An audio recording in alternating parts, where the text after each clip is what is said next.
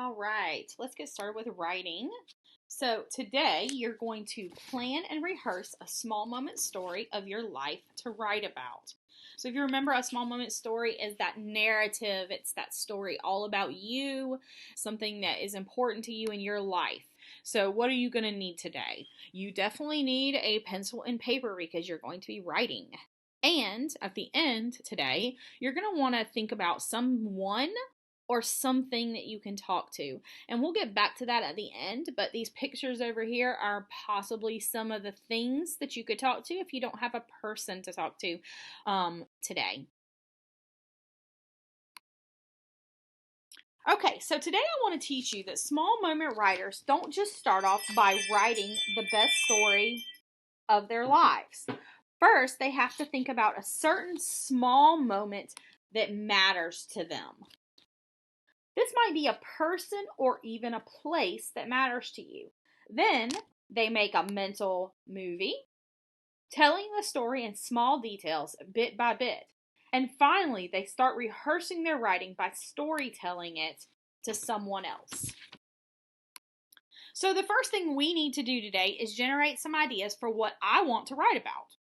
I think I'm going to think about a person today. I could also think about a place, but I like thinking about people. So I'm going to think about the people that matter to me. These might not be all the people that matter to me, but I just want to pick a few to get started thinking. So I'm thinking about my mom, my kids, and my husband. So now that I've thought about some people that matter to me, I need to think of some memories that I have with those people. So, with my mom, I remember the time that she bought me my favorite dress. And I also remember the time that we went camping and she got stuck in the tent. That was really funny. With my kids, I have lots of memories, of course, but two that stick out to me right now that just happened not too long ago was when we rode the scary roller coaster together at Dollywood, and when we got sick at the cabin during Christmas. And so we were up in the mountains and we had gone on vacation and we all ended up getting sick. And so that was fun. Ha ha ha. Not really. And then I've got some memories of my husband, and I've already told y'all this story, but that's one of my favorite memories is when he brought home Butters, my kitty, as a present. And then I've also got a sad memory of when he got really, really sick and we had to be in the hospital and we had to go through all his kidney stuff. And so I've kind of gone over some of that stuff with y'all before too, because that's a part of me that matters. So just remember, though, that your memories don't have to always be happy or funny memories. They could be sad memories or even things that are happening right now that maybe you just want to get down on paper, because sometimes it helps to get that stuff down on paper. So the memory I'm going to pick today, though, is riding the scary roller coaster today together at Dollywood with my kids, and my husband was there too, of course. But it just happened. The reason why I'm picking this one is because it just happened not too long ago, so I can remember it because it was only back in December when we did this. And so I have all the details in my mind, and so I don't think it'll be hard for me to write that. So that's why I'm picking that one. Plus, it was just a fun story.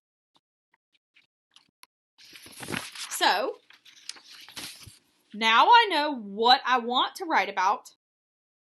So now I need to get that story in my head. So I need to make a mental movie in my head. I need to remember to focus on just that one small moment, because that one small moment was a whole day at Dollywood. But I don't want to tell about the whole day at Dollywood at the theme park. I want to tell about just that one ride, that one roller coaster ride, and how it felt in the beginning, how it felt in the middle, and how it felt at the end.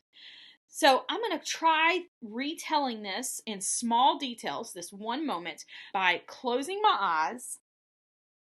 And I'm going to try to remember what happened. Well, we just eaten lunch. And we were kind of just walking around because we'd all just stuffed ourselves. So we were not really wanting to ride anything big.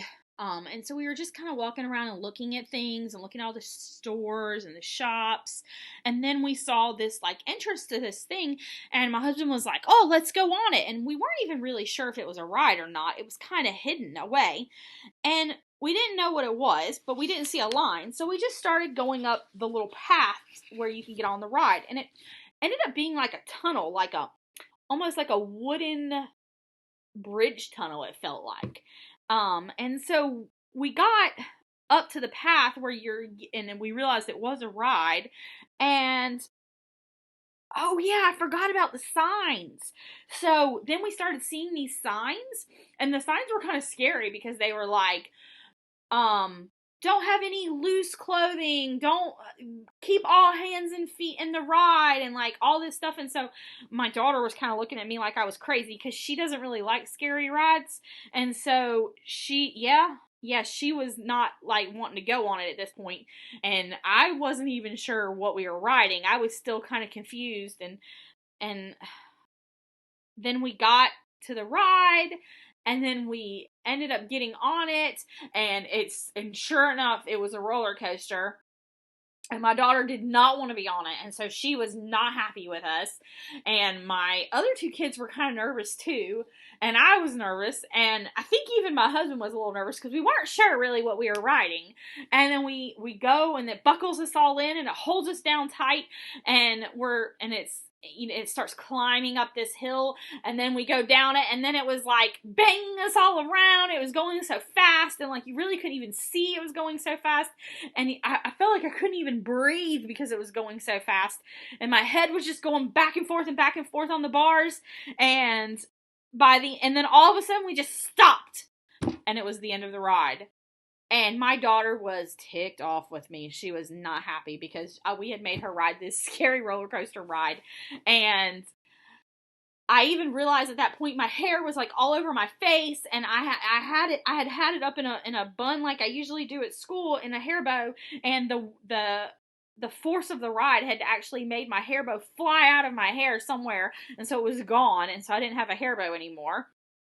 And when we got off, we realized that it was actually one of the fastest wooden roller coasters, I think, in all of North America, I think. So it was actually really, really cool. And I didn't want to ride it again though, because it kind of made me feel sick, like the banging around with my head. But my son and my husband really wanted to ride it again. Oh, so there's the end. Whew, that was easy, right? I made that whole mental movie in my head of what happened. So now that I have that moment in my head, I also need to practice retelling it. So I've already just retold it to you, but I need to make sure that I know all the parts. And so I can list those parts across my hand. And so like I could talk about how we were finishing lunch, how we were finding the ride, how there was a tunnel waiting area, and there were like the signs, and how Danielle was scared, and how Bree and Gavin were kind of excited but kind of scared at the same time. Then there was the part where we realized it was an actual roller coaster. And then I could even talk about how we were getting on the ride and what it felt like to get on the ride and have the bars come down. And then I could talk about what was happening during the ride. And then I could even talk about at the end of the ride. So those are the things, those parts, when I made that mental movie, those are the parts that I want to retell to someone else. So I know in the classroom, we would turn and tell our partner our story. We would story tell to our partners, but we don't really have partners at home. So some of you could probably call a friend at home, or you might be able to tell a sibling, like a sister or brother, or maybe even call a family member or talk to a family member at home.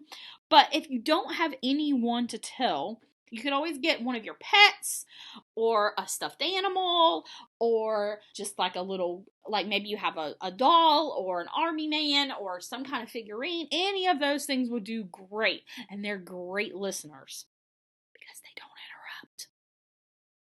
So I want you to retell this story at least 2 times, but 3 would be great, to make sure that you get it ready in your head to write about tomorrow. So remember, when we learned in class, we remembered that the author, Robert Munch, he says that he tells a story over 100 times before he starts to write it. So I want you to practice this work by getting that story in your head, doing the mental movie, and then retell it to someone over and over, or something over and over. So at least 2 times, but maybe 3.